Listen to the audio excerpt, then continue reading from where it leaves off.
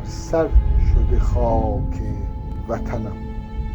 رنج حک گشته به روی بدنم. دیو بر افسر کوروش زده پای، روی سر بسته طنابو کفنم. آتیه زشت و سیاه است و نحیف، پاره تر از نوک شلاق تنم. اهرمن گفته خداوند من است، سجده می آوردش مرد و زنم. باد سختی است پر از گریه و رنج، آه و افسوس بر این خم شدنم.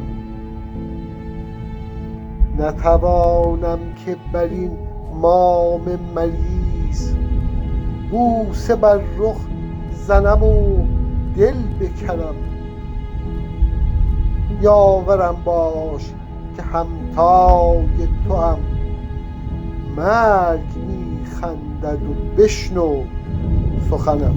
ما همه همتای همین، پرستیدن زنجیرهای بردگی بدترین نوع بردگی است و ما ایرانیان بیماران این بیماری تاریخی خود هستیم.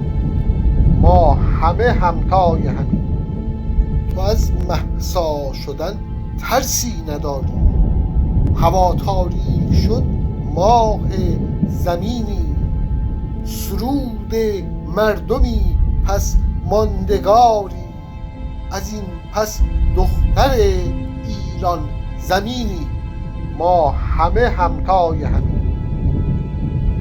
خدایا پس چرا نیلوفر از مرداب می گرید، درون سینه آتش دارد و از آب می گرید. تو که از محنت دیگران بیغمی، نشاید که نامت نهند آدمی.